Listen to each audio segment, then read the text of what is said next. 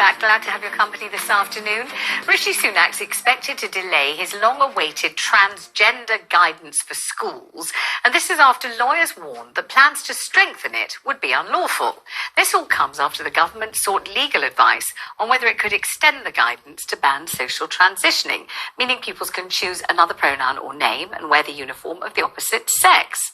Joining me now to discuss and explain, because this is a bit complicated to understand, I think, is Dr. Loutfi, a human rights barrister from the Bad Law Project.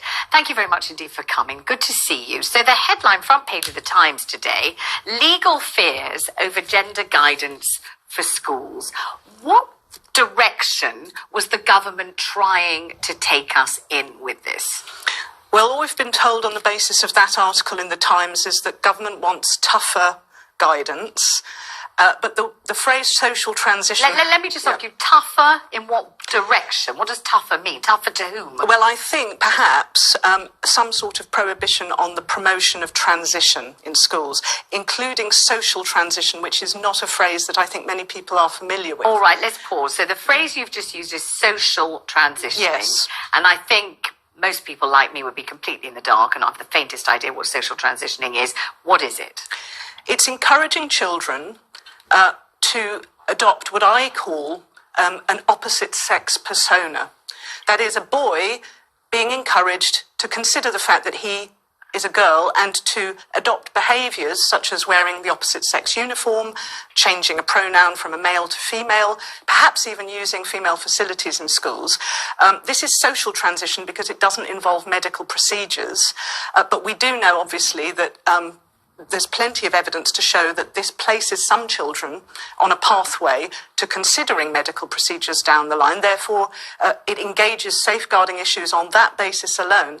But there are other issues as well. All right, let's just pause a second. So, social transitioning, you said, your exact phrase was encouraging children towards a kind of thought process and then maybe a process of action whereby somebody biologically, a girl, might start to think of herself as a boy, might use a male pronoun, might wear the uniform normally reserved for boys in school.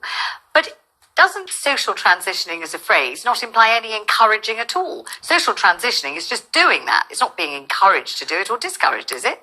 Well, I'm glad you asked that. If you look at some of the materials that are being taught within the rubric of PSHE, it's quite clear, and I've seen those materials, that being a boy and identifying as a boy is considered passé in some of those materials. There's definitely a glamorization of the idea that if you have a gender identity, that makes you special, unique, different, whereas to have an assigned sex that you were born with is somehow a little bit, as I said, boring and passé. That is promotion of an ideology, I would say a political ideology, that can only be explained by the huge influence that the third sector or the charity sector has in influencing how schools teach PSHE. They have their own agenda. I think people listening won't have even heard of what you've described as the third sector. They won't know what charities, you're talking about. Educational specialists who will provide PSHE teaching materials to schools, because schools are very often unsure as to what they should be teaching. So they pay educational consultants to come in and do it for them. And when you look at the materials,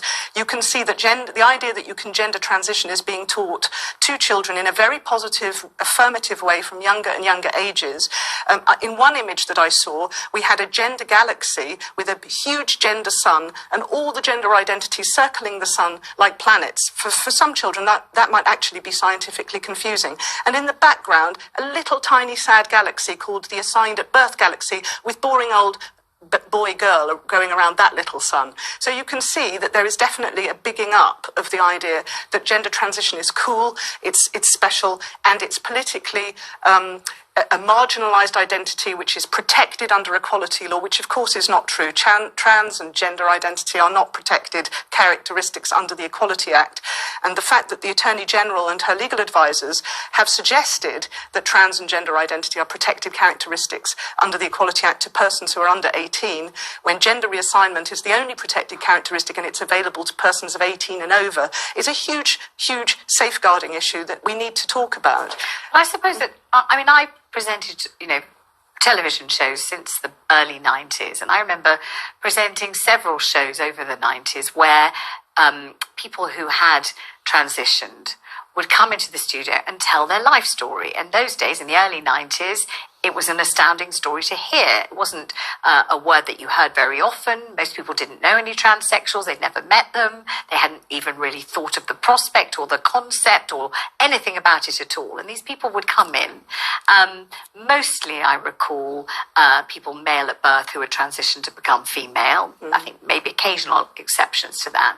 And they would tell their story. And their story would inevitably be so sad and so tormented and such a life of torture whereby they were trying to live a certain way, be a certain gender. I remember so many of them had done things like join the army, to just do something terribly macho, to try to sort of convince themselves that they were male, or they'd gone to work on an oil rig, or they'd done some kind of incredibly butch, male, traditional sort of testosterone-fueled thing, and they tried to do that for years and decades, and all the time they were feeling of a different gender on the inside and wanting to be of a different gender on the outside, and almost inevitably, when they sort of ended their story, they said, if I hadn't been able to transition, I would have had to kill myself. That's how awful it was, trying to live to be something that I wasn't. And I've never forgotten these people, and I've never forgotten the stories that they told, such stories of pain.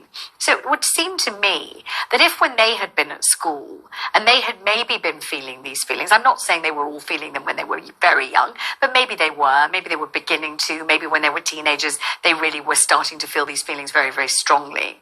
And if they had had access to the materials that you describe, whereby there was a kind of positive, understanding, kind of appreciative response to that kind of desire in somebody, that kind of need, as they would say, in somebody, a need so overwhelming that if you couldn't fulfill it, you would have to kill yourself because you couldn't carry on living in the way that you were meant to be living. If you were getting that kind of response, the one that you have described when you were young, wouldn't it have enormously helped you and eased your transition and eased the life that you lived, instead of feeling as if your whole life you were fighting a battle against who you were supposed to be? So I'm not certain that when you talk about these materials, obviously I haven't seen them, but the description you've given was excellent, that they wouldn't be a great boon to some of the children in some of the classes. Well, they're not a boon to children who don't identify as another gender, because they're being told that that's somehow lesser. So that's one issue. But I suppose if you don't, you don't. If they're children, and the children who don't identify as another gender, we'll find approbation and confirmation in every other book and everything else they study, won't they? Everything else about everything else, whether it's a Jacqueline Wilson book, whether it's an Enid Blyton book, they'll find affirmation everywhere they look. It's just the children who are battling this kind of thing to whom it matters most, isn't it? Well, I'm a lawyer, so I do actually care what the law says, and we have to ask ourselves whether we want to live in a society where the law matters or whether we disregard the law because of some new social movement or fad that has its own political objectives. The persons that you've described, I presume, if they undertook reassignment, they did so at the age of 18 or over. Yes.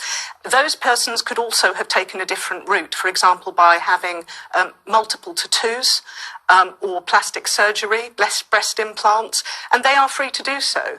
But the idea that somebody would be told that breast implants are good as a way of coping with the scary, sometimes, facts of puberty would be a wholly irresponsible breach of safeguarding in schools. We don't. Can I ask you something? You know, you've said a couple of times, heavily politicized, yes. Politicized yes. issue. Transgender yes. is politicized. Yes. Who is it politicized by? Yes. And in what direction? What do you mean when you say that? The Equality Act has 9 protected characteristics, one of which is gender reassignment, which, as I said, is available as a procedure to persons of 18 and over. It is not trans or gender identity. Educational consultants are continuously presenting gender identity and trans as a feeling whereby you can change who you are by asserting it as a protected characteristic under the Equality Act. That is what they'd like to see in law, but the law doesn't say that. If you believe in the rule of law, then you campaign to get the legislation changed. You don't try to do it by the back door, and you don't do it with a captive audience of young children who are not in a position to assess what you are saying. And if we accept that some people are not happy in their bodies, in their sexed bodies, we must also accept that some young girls, for example, are not happy in their bodies because they feel fat.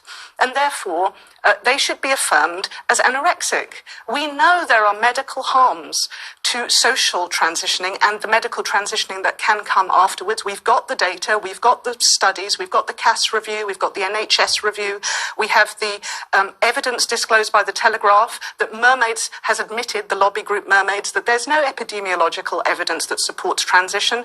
And we have the Swedish study from 2010 that shows suicide ideation is increased by 40% amongst people, young transitioners from female to male. So I think we have the evidence that there are genuine safeguarding issues. We also have a law against political indoctrination. So lobby groups that want to come into schools and say, this is our version of the law, are actually indoctrinating children, particularly where they're not presenting a balanced view. Doctor, I must stop you there, unfortunately. Thank you very much indeed for coming in. Do let me know what you think about this. Are you a teacher who's crying out for guidance on how to deal with these particular issues? Or perhaps you've been worried about how far the guidance was threatening to go. Do give me a ring on 0344 499 1000, and this is what's